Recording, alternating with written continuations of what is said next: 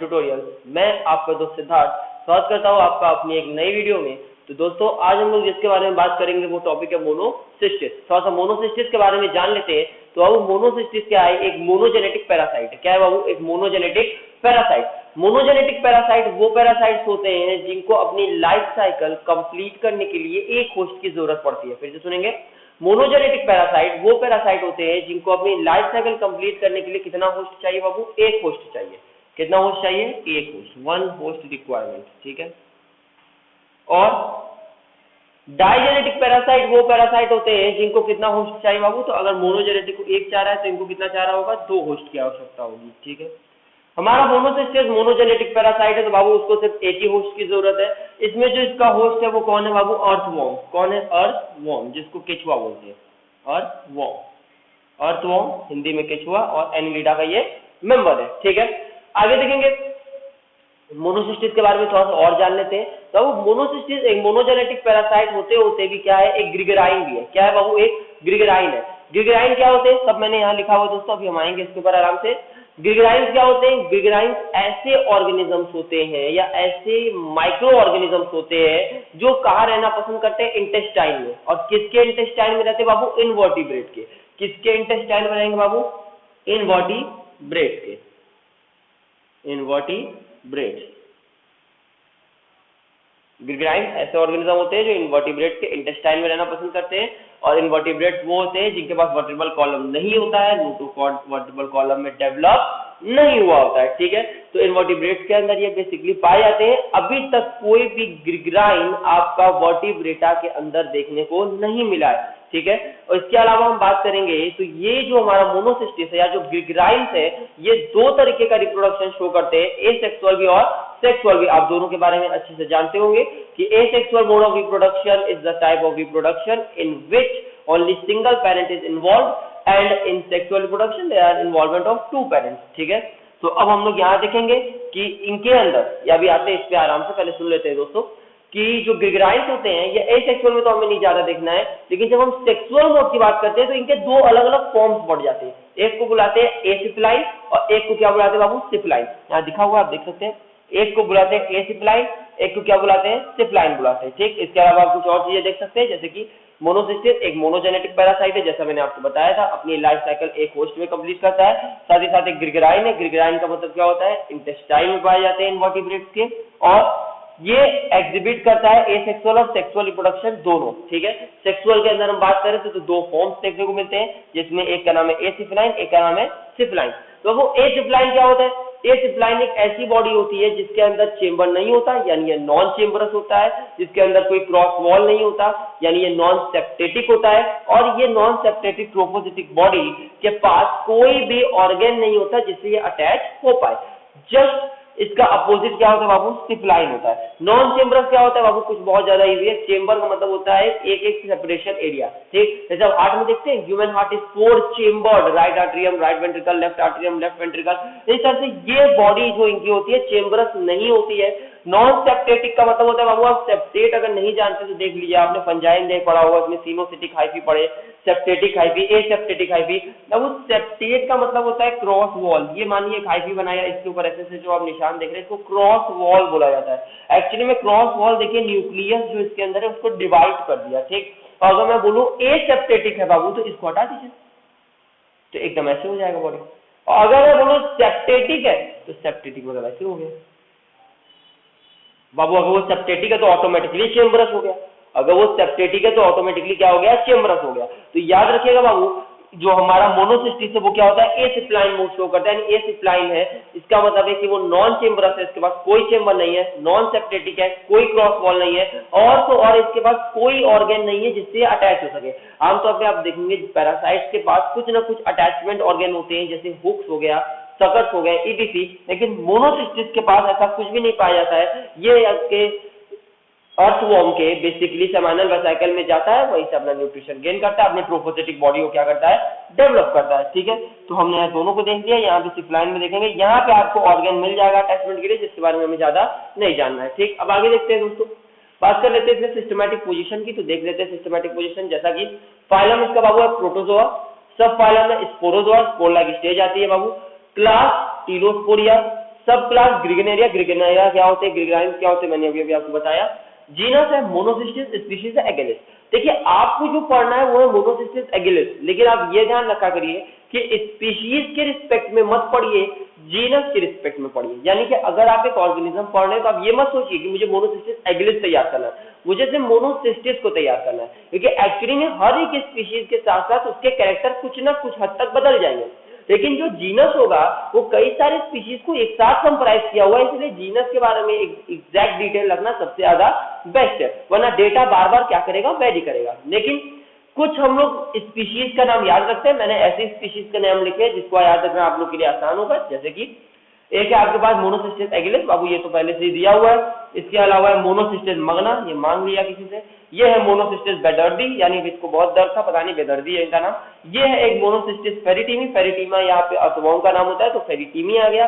और एक है मोनोसिस्टिस बेंगलोनेसिस, क्या है, बैंगलोनेसिस, यानी ये बंगाल से आया है, शायद ऐसा मैं कह रहा हूँ, मजाक में, इसको सीरियसली मत लीजिएगा, याद करने के लिए मैंने बनाया है। मोनोसिस्टिस एगिलिस, मोनोसिस्टिस मगना, मोनोसिस्टिस बेदर्दी, मोनोसिस्टिस फेरिटीमी और मोनोसिस्टिस बेंगलोनेसिस। इतना आप याद रखेंगे बहुत है। जैसे कि मैंने पहले कहा था कि जीनस के रिस्पेक्ट में याद रखिए, स्पीशीज के रिस्पेक्ट में याद मत रखिए, क्योंकि हर बार आपका क्या होगा, species bye species data very करता रहेगा। बात करते हैं, अब देखिए, अब सबसे इंपॉर्टेंट पॉइंट में से एक आता है, बात करते हैं इसका स्ट्रक्चर। तो हम लोग किसके स्ट्रक्चर की बात करेंगे, इसका जो फॉर्म होता है मोनोसिस्टिस का, इसको हम ट्रोफोजोइट बुलाते हैं, उसके बारे में बात करेंगे। तो देखिए ये है एक यंग फ्री ट्रोफोजाइट, ये मैच्योर ट्रोफोजाइट, याद रखिए ये यंग फ्री है, यानी ये छोटा वाला है, यंग है, ये क्या हो गया, एडल्ट ट्रोफोजाइट है। अब हम देख लेते हैं इनके पास क्या क्या है। अब मेरी बातों को पहले थोड़ा सा आप लोग समझिएगा ताकि हम लोग इसको आगे कर सके।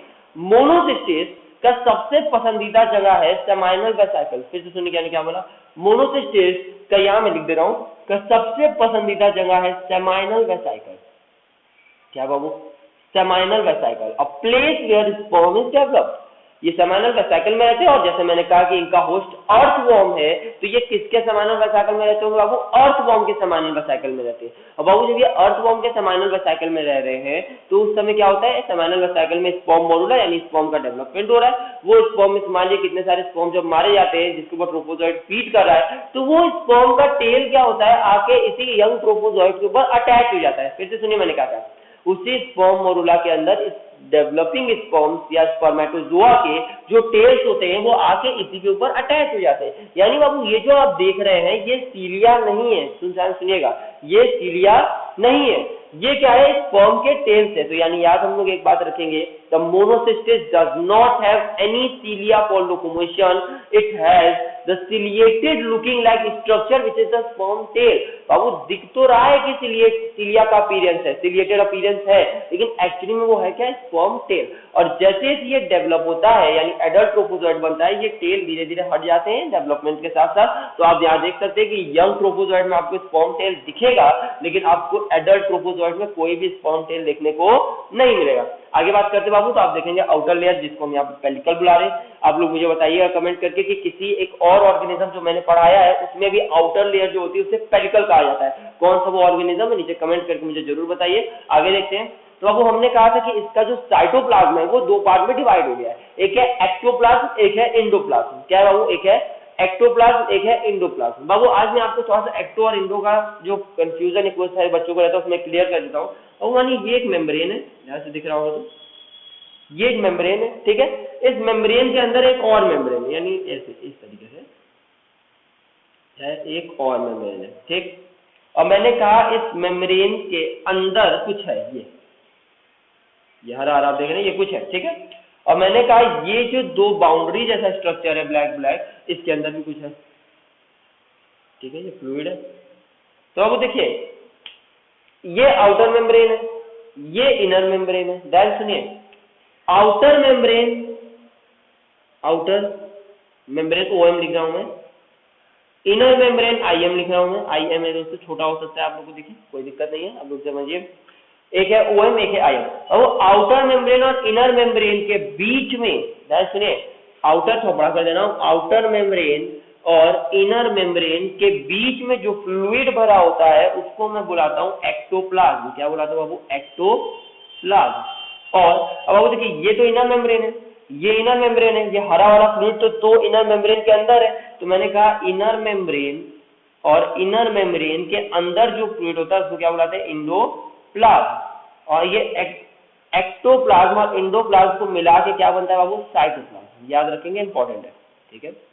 तो आउटर मेम्ब्रेन और इनर मेम्ब्रेन के बीच वाला फ्लूइड एक्टोप्लाज्म, इनर मेम्ब्रेन और इनर मेम्ब्रेन के अंदर बीच वाला फ्लूइड क्या होता है आपका, एंडोप्लाज्म। दोनों को मिला के क्या बनेगा, साइटोप्लाज्म। अब तो हमने जैसा यहाँ पे कहा कि हमारा ऑर्गेनिज्म का एक्टोप्लाज्म यानी बाहर आउटर मेम्ब्रेन और इनर मेम्ब्रेन के बीच में जो फ्लूइड है वो भी 3 लेयर में डिवाइड है, यानी ये एक्टोप्लाज्म भी फर्दर अंदर अंदर करके ऐसे ट्रिपल लेयर में डिवाइड हुआ है। अब उस ट्रिपल लेयर को मैं क्या बुला रहा हूँ, जैसे सबसे बाहर के लेयर को बुलाएंगे आउटर एपिसाइट, बीच वाले को बुलाएंगे मिडिल सार्कोसाइट, और एकदम अंदर है तो इनर बुला रहे तो इनर मायोसाइट। तो 3 लेयर है, आउटर एपिसाइट, मिडिल सार्कोसाइट और इनर मायोसाइट। अब देखिए अगर मैं ध्यान से देखूं तो यहाँ लिखा हुआ है इनर मायोसाइट कंटेन मायोनीम। क्या रखा है वो, मायोनीम। से मायोनीम क्या होते हैं बाबू, ये होते हैं कॉन्ट्रैक्टाइल फाइबर्स। क्या होते हैं बाबू, कॉन्ट्रैक्टाइल फाइबर। सिंपल में कहे तो ये एक सेल को साइटोस्केलेटन सपोर्ट प्रोवाइड करने में मदद करते हैं। ये जो मायोनीम्स होते हैं इसके अंदर भी सपोर्ट देने का ही काम कुछ हद तक कर रहे हैं। अब और अंदर जाके देखेंगे तो आपको दिखेगा यहाँ पे आपको ग्रेन्यूलर क्या दिख रहा है, एंडोप्लाज्म दिख रहा है। ग्रेन्यूलर का मतलब क्या है, वो ग्रेन्यूल्स रखा है। किस चीज के, पैराग्लाइकोजन के ग्रेन्यूल्स रख सकते हैं, फैट के है, वॉल्यूटिन अभी मैं आगे दिखाऊंगा, कई सारी चीजों के ग्रेन्यूल्स है। तो देखिए मैंने लिखा भी है कि it contain the granules of paraglycogen, fat globules और वॉल्यूटिन। तो अब एक बार फिर से मैं आपको ये रिवीजन कर देता हूँ कि एक्टोप्लाज्म बराबर आउटर मेम्ब्रेन, इनर मेम्ब्रेन के बीच का फ्लूइड, एंडोप्लाज्म इनर मेम्ब्रेन और इनर मेम्ब्रेन, इनर मेम्ब्रेन और इनर मेम्ब्रेन के अंदर का मटेरियल एंडोप्लाज्म, आउटर मेम्ब्रेन और ये इनर मेम्ब्रेन के बीच का ये लाल वाला हिस्सा देख रहे हैं वो क्या है, एक्टोप्लाज्म। दोनों को मिला के क्या बना, साइटोप्लाज्म। हमारे पास क्या क्या है बाबू, हमारे पास ग्रेन्यूल है पैराग्लाइकोजन का, ये एक तरह का ग्लाइकोजन का फॉर्म होता है। दूसरा, और ग्लाइकोजन आप लोग जानते होंगे तो स्टोर्ड फूड जो होता है ग्लाइकोजन के फॉर्म में स्टोर हो जाता है हमारे लिवर में। इसके अलावा देखेंगे फैटी ग्लोब्यूल और वॉल्यूटिन है। अब ये वॉल्यूटिन क्या है, थोड़ा सा मैं इसको मिटा रहा हूँ, एक सेकेंड, इसको मिटा रहा हूँ, एक सेकेंड, डस्टर शायद नहीं रहा है, कोई बात नहीं। तो बाबू देखो, तो वॉल्यूटिन क्या होता है बाबू, it is a protein rich in phosphorus and nucleic acid. ये एक ऐसा प्रोटीन है जो फॉस्फोरस और न्यूक्लिक एसिड मिली से, न्यूक्लिक एसिड आप जानते हैं डीएनए आरएनए ये सब में क्या होता है, वॉल्यूटिन रिच होता है। आगे हम लोग बात करेंगे तो आप यहाँ पे देख सकते हैं कुछ और स्ट्रक्चर, जैसे कि अब आप अंदर की तरफ देखिए आपको ब्लू ब्लू ब्लू ब्लू कुछ स्ट्रक्चर दिख रहे होंगे, यह पैरामाइलम के ग्रेन्यूल्स, किसके, पैरामाइलम। पैरामाइलम हमने एक और जगह पढ़ा था, कमेंट करके मुझे जरूर बताइएगा। दोबारा एक और सवाल है, एक पेलिकल कौन से ऑर्गेनिज्म में पाया जाता है और दूसरा पैरामाइलम के ग्रेन्यूल्स कहाँ मिलते हैं, ठीक है।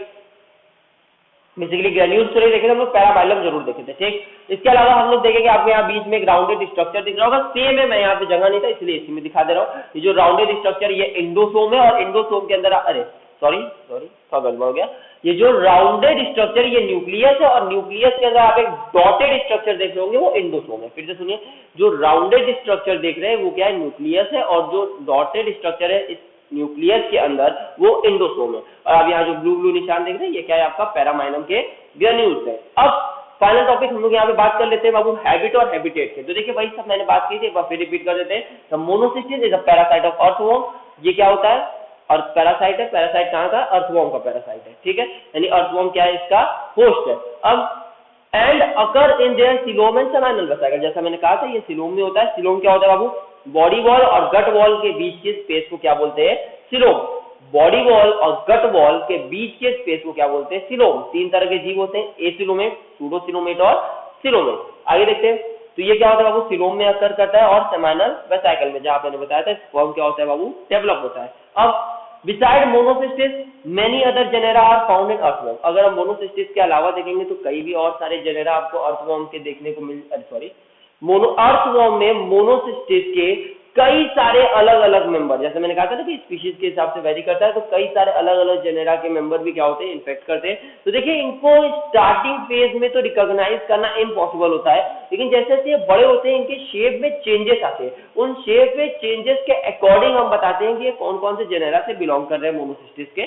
आगे देखते हैं, तो देखिए यहाँ मैंने कुछ नाम लिखे, जैसे कि ये रहा, देखिए ये शेप के इनके वेरिएशन आप देखने को देख रहे होंगे, ये कुछ नाम है, नाम भी मैंने ऐसे सेलेक्ट किए जो आपको याद करने में आसान हो। जैसे कि एक है एंटेरोसिस्टिस, एक है अपोलो, देखिए तो अपोलो 11 वाला चांद वाला मिशन गया तो उससे याद रखिए अपोलोसिस्टिस। एक है निमैटोसिस्टिस, आप पढ़े होंगे अगर मान लीजिए सिनिडेरिया सिलन पेटा तो आप पढ़े होंगे, उसके अंदर निमैटोसाइट नाम का एक पार्ट होता है, तो यहाँ पे इसी से आया निमेटोसिस्टिस। हम एक एग्जांपल दे रहा हूँ समझाने के लिए। एक है सिफेलोसिस्टिस, ठीक, सिफेलोकॉर्डेटा से याद रख लीजिए सिफेलोसिस्टिस। डेंड्रोसिस्टिस, डेंड्राइट न्यूरॉन वगैरह के अंदर होता है, उससे याद रख लीजिए, एक डेंड्रोसिस्टिस है।